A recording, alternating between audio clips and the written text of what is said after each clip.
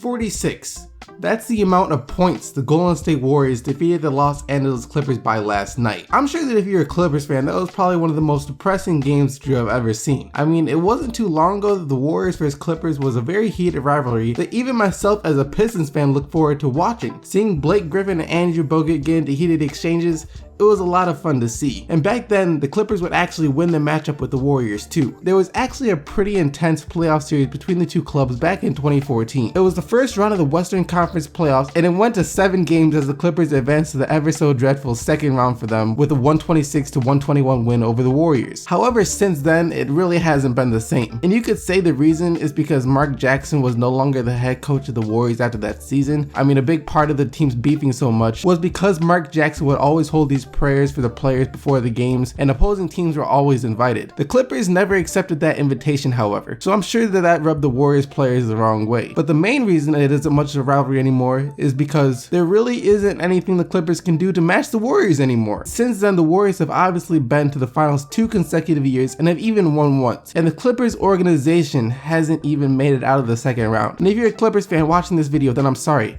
I don't mean to add any salt to the wound or anything, but it's just really how it is. So what does this mean for the Clippers? They have been a really good team ever since Chris Paul joined Blake Griffin and transformed the Clippers into Lob City, but they've been a really good team that could also never get over the hump, and this season could very well be their last chance to do that as a team. Chris Paul and Blake Griffin will both be free agents after this season, and as it stands, there's just about no possible way that they win anything with the roster they currently have. So what should the Clippers do? They have Chris Paul, who is still a top 5 point guard in the NBA, Blake Griffin, who has largely evolved his all-around offensive game since coming into the league, DeAndre Jordan grabbing rebounds, catching lobs, and defending the paint, and JJ Redick knocking down shots on the perimeter. And overall, they just have a much deeper team than they've ever had before. But everyone knows that the one thing that they've been missing is a player on the wing. Before I get into the recaps from last night's games, I'm going to weigh out all the options the Clippers have, and then I'm going to let you guys decide what they should do down in the comment section below, because it's actually a pretty big decision for them. Alright, so making a trade for Carmelo Anthony. Now rumors, huge quotation marks around that rumors thing by the way, rumors have come out that the Clippers and Knicks are discussing a Carmelo Anthony trade. And if the Clippers are planning on making one last hurrah at this thing, this is a move that gives them the best chance. Carmelo Anthony is light years better than anything they have on the wing at the moment. Taking a look at their small forward depth chart, they have Bahamute, Wesley Johnson,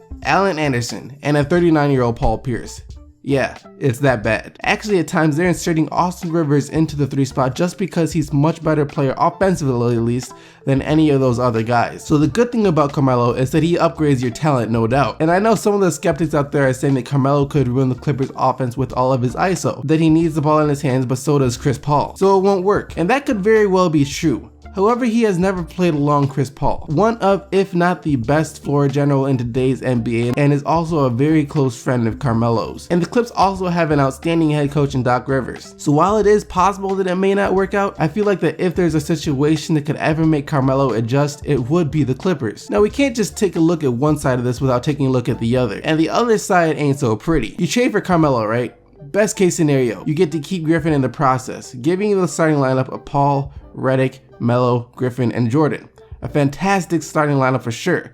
But is it enough? What I mean is that this Clippers team has never even made it out of the second round. So is Carmelo going to take a team that hasn't been out of the second round to an NBA championship or even get them to the NBA finals? It's not like that summer Carmelo has been either. Carmelo hasn't even sniffed the playoffs since the 2012-2013 NBA season. It'll be a different story if the Clippers were a team that always made it to the Western Conference finals, got to game 6 or game 7, maybe even got to the NBA finals a couple times. But the idea that you get Melo and now all of a sudden you're getting past the Warriors and the Spurs out west, that just seems like a bit of a stretch. And if it doesn't, then now you run the risk of essentially being in the same position that the Knicks are in, except you don't even have Porzingis. Chris Paul can walk away to a team like the Spurs. Blake Griffin, while I can't see him in another uniform, who knows, maybe he goes to OKC. And then you're stuck with Melo, aka the same situation the Knicks have been in for a while now. So now to recap this for you guys so you guys can make your decision. This is this squad's last chance to do something together. For one reason or another, mainly due to postseason injuries, they have never been able to make it out of the second round. Chris Paul could walk away.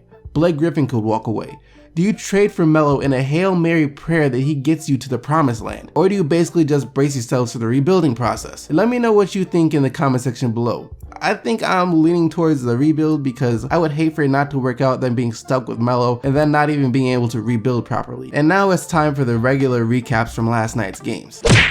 Like I said in the very beginning, this used to be a rivalry, but you can't really call it anymore when it's just one team that does all the winning when the two meet up, it seems. 144-98 is your final score. Stephen Curry dropped 43 points last night, including 25 in the third quarter alone. He also had 9 rebounds and 6 assists on the night, and it was 9 of 15 from 3.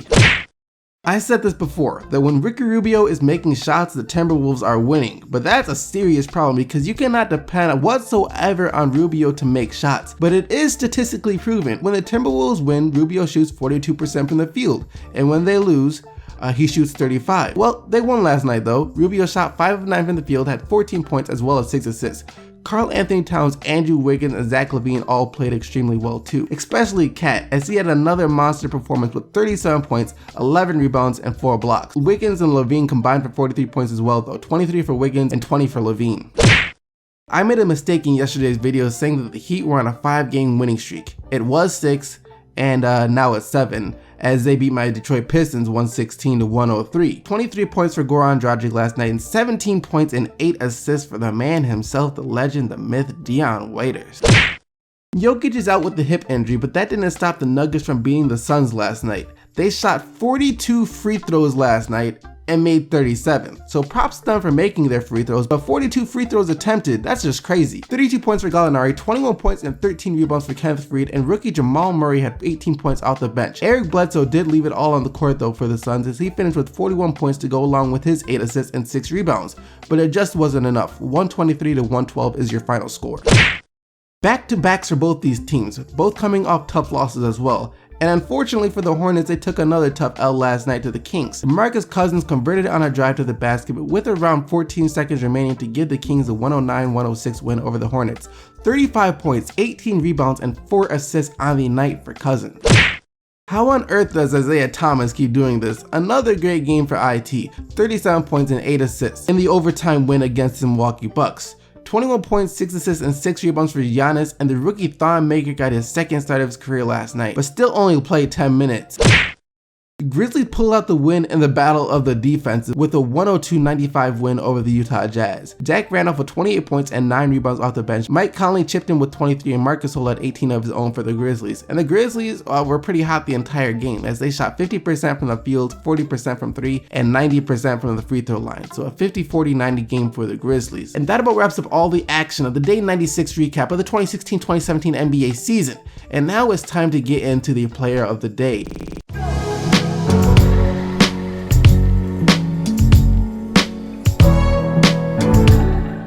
Yesterday, you guys didn't even have to vote. The player of the day was James Harden with his 50-point triple-double, 51 points, 13 rebounds, and 13 assists. And here are your nominees for today. You have Isaiah Thomas and his 37 points, 8 assists. DeMarcus Cousins, 35 points, 18 rebounds, and 4 assists. Karl Anthony Towns, 37 points, 11 rebounds, and 4 blocks. Or Stephen Curry and his 43 points, 9 rebounds, 6 assists. As always, you guys can go vote right now on the Amino Hardwood NBA app. The link to the poll will be in the description box below. But I hope you guys enjoyed the video. Leave a like on it if you did, and don't forget to subscribe if you haven't already for more daily NBA videos. And until next time, keep getting the Bucks team SDC, and I'm out of here. Peace!